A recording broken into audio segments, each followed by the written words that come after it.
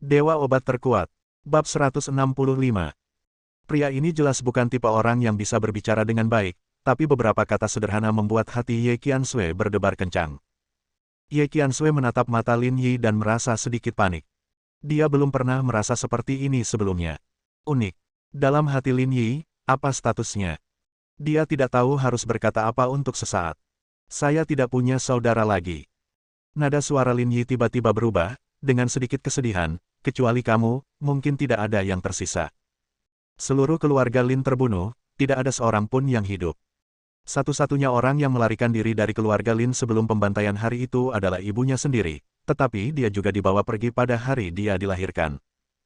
Kemungkinan untuk bertahan hidup sangat kecil sehingga Lin Yi bahkan tidak berani memberikan harapan. Sekarang, dia adalah seorang yatim piatu yang diadopsi oleh keluarga Ye. Tuan Ye telah meninggal dunia, dan satu-satunya kerabat yang tersisa adalah dua saudara perempuan Ye Qiansui. Aku tidak ingin kesepian.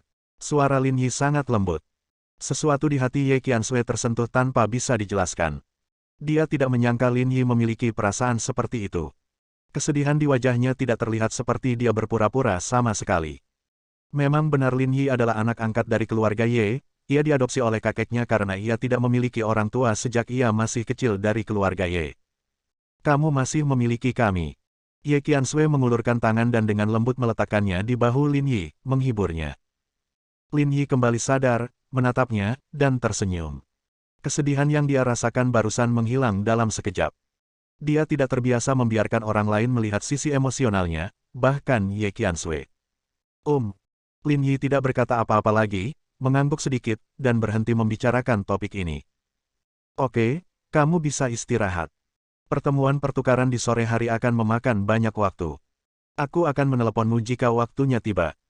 Setelah mengatakan itu, Lin Yi berjalan ke balkon dan duduk di sana memandang ke kejauhan, tidak tahu apa yang dia pikirkan. Ye Qiansui melihat ke belakang. Apa yang dikatakan Lin Yi tadi adalah unik, jadi itulah yang dia maksud. Dia tidak berkata apa-apa, berbalik dan kembali ke kamar untuk beristirahat sejenak. Dengan Lin Yi di sini, dia merasa aman dan tidak lagi gugup atau takut. Pada saat yang sama, di suite lain di Wan Cheng Hotel, Su Lang bersandar di sofa dengan ekspresi malas di wajahnya. Bagaimana persiapanmu? Tuan Su, semuanya sudah diatur, tidak akan ada masalah. Pengurus rumah tangga berkata dengan hormat, keluarga saya mengatakan bahwa pertemuan pertukaran ini sangat penting dan tidak akan ada masalah. Su Lang mengangguk. Ceramah, pertemuan pertukaran, dan bahkan beberapa konsultasi ahli di industri farmasi semuanya diselenggarakan oleh keluarga Su. Kakek saya pensiun dari National Medical Hall, tapi pengaruhnya tetap sama seperti sebelumnya. Su Lang sedikit bangga.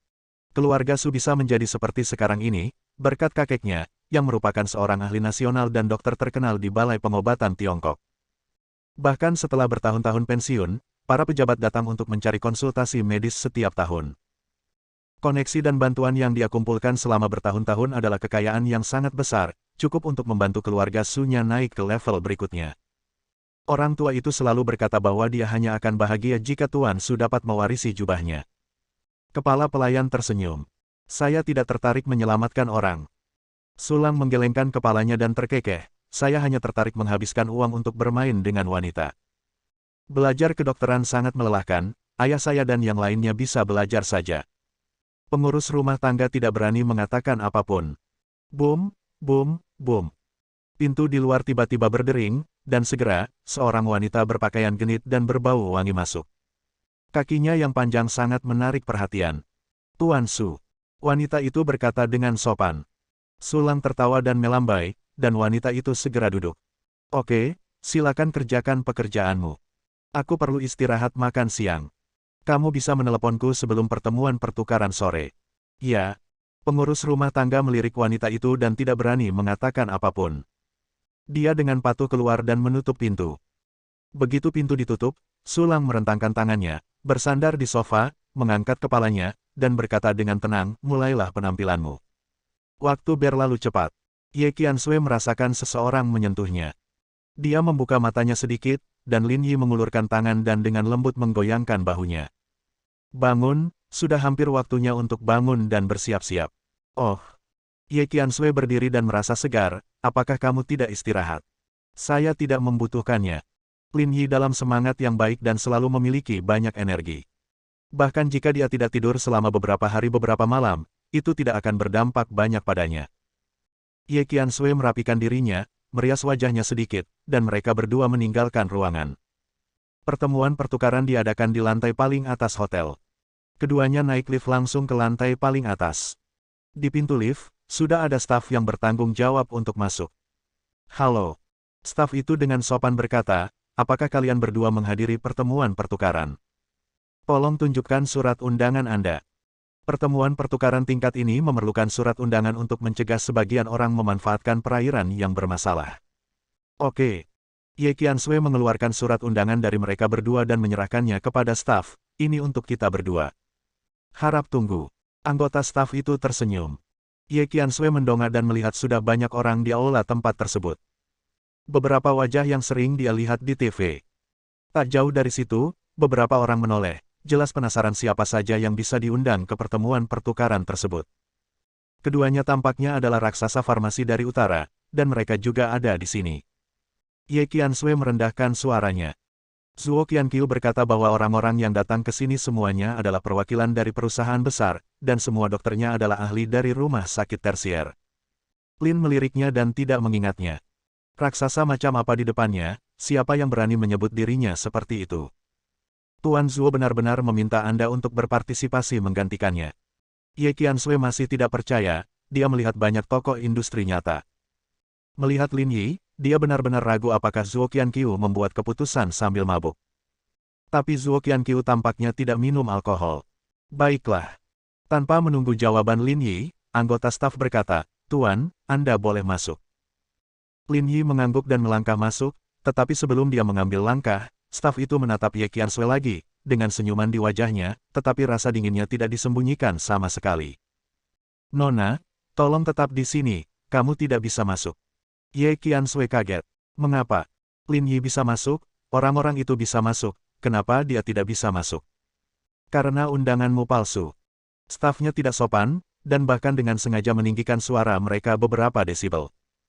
Dalam sekejap, bahkan orang-orang di tempat tersebut mendengarnya, dan banyak orang menoleh dan melihat ke atas.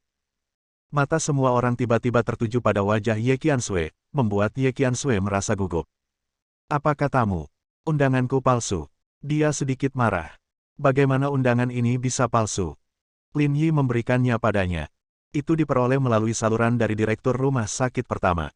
Itu memang palsu. Jika kita tidak bisa membedakan undangan yang dibuat oleh perusahaan kita, bukankah itu hanya lelucon?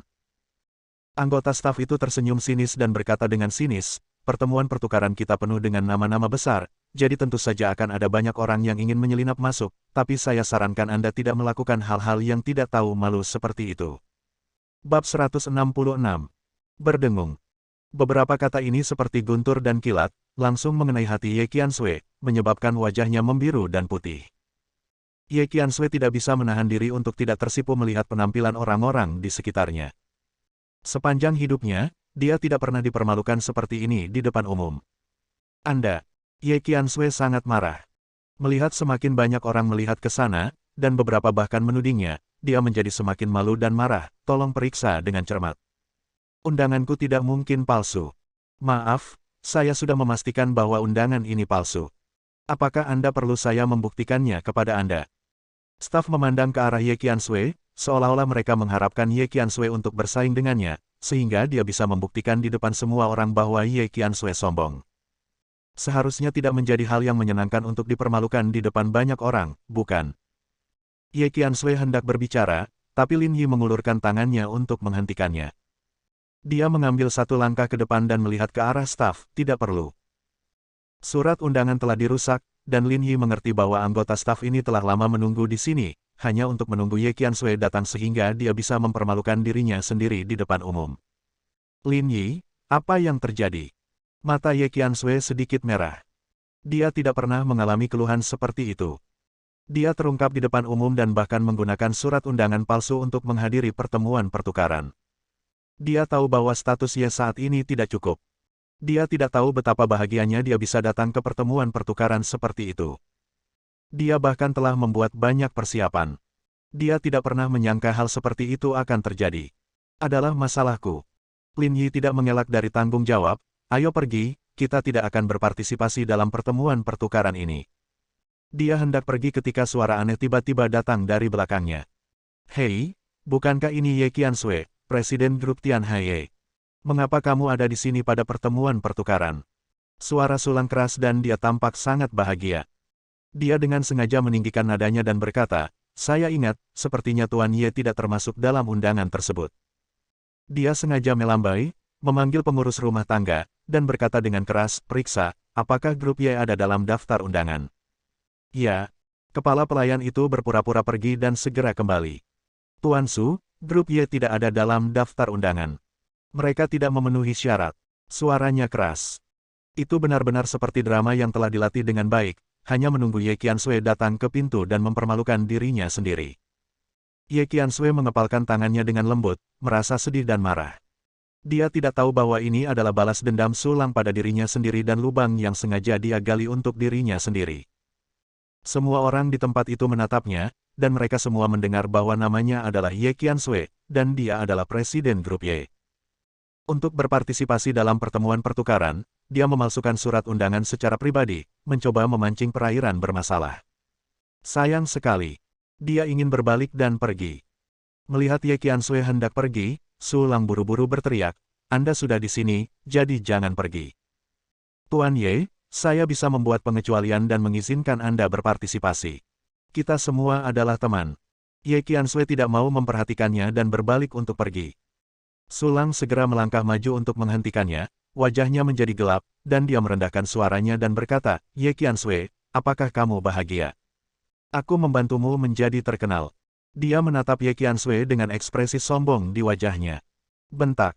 Sebelum dia dapat melanjutkan berbicara, Lin Yi, yang berdiri di samping, mengangkat tangannya dan langsung menamparkan Sulang ke tanah. Anda. Sulang sangat marah, itu Lin Yi lagi. Ini adalah ibu kota provinsi, bukan Tianhai, dan tidak ada seorang pun dari keluarga Liu yang menjadi perantara untuknya. Beraninya dia memukul dirinya sendiri. Kematian pengadilan. Apa kamu senang? Lin Yi menatap Sulang, saya juga membantu Anda menjadi terkenal. Berita utama besok pasti tentang Sulang, tuan muda keluarga Su, yang ditampar. Sulang tidak pernah membayangkan bahwa Lin berani bersikap tidak bermoral ketika dia tiba di ibu kota provinsi.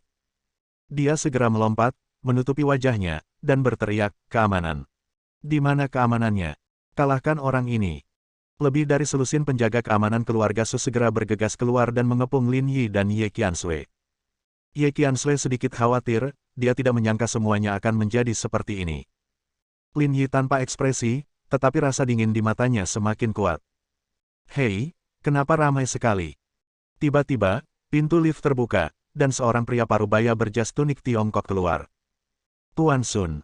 Sulang langsung mengenali orang itu, berdiri tegak, dan ekspresi wajahnya menjadi sangat hormat. Ketika orang-orang yang hadir mendengar nama Tuan Sun, mereka semua menahan nafas dan berkonsentrasi, bahkan tidak berani mengambil nafas. Penampilan mereka yang hati-hati seolah-olah mereka baru saja melihat sosok yang menakutkan. Jangan berani-berani memanggilku seperti itu. Butler Sun tersenyum lembut, saya hanya seorang kepala pelayan. Tuan Su sopan. Sulang tidak berani mendengarkan apa yang dia katakan. Tuan Sun ini adalah pengurus rumah tangga orang itu. Di lingkaran bawah tanah ibu kota provinsi, tidak ada yang berani memprovokasi dia di seluruh ibu kota provinsi, apalagi keluarga Su.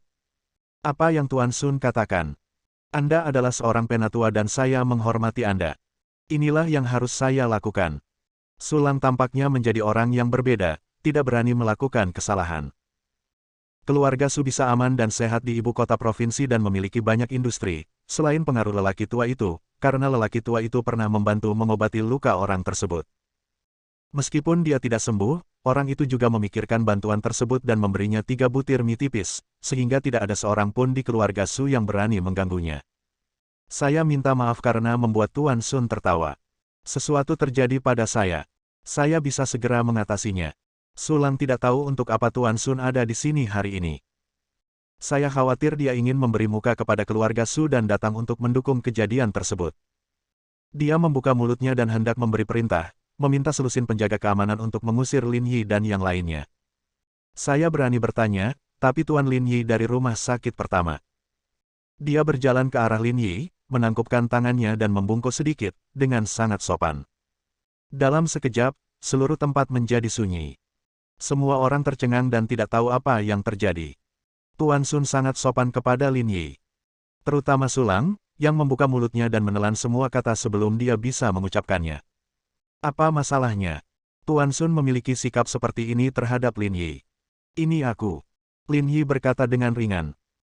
Dia tidak rendah hati atau sombong, dan nadanya tenang, seolah-olah orang yang bertanya kepadanya hanyalah pejalan kaki biasa, tanpa rasa takut sama sekali, meskipun Tuan Sun di depannya baru saja menakuti Sulang dan yang lainnya hingga menjadi pucat. Selama itu Tuan Lin. Tuan Sun tersenyum dan tetap hormat, Tuanku mengundang saya. Saya ingin tahu apakah Tuan Lin dapat membantu saya dan datang ke rumah saya untuk membuat teh. Sulang merasa pikirannya menjadi kosong. Yang itu sebenarnya mengundang Lin Yi membuat teh di rumahnya. Tahukah Anda, di seluruh ibu kota provinsi, hanya sedikit orang yang memenuhi syarat untuk berangkat. Lin Yi. Siapa dia? Entahlah. Apakah aku memerlukan surat undangan saat aku pergi ke rumahmu? Lin Yi sengaja melirik Sulang, yang membuat hati Sulang bergetar. Bersambung.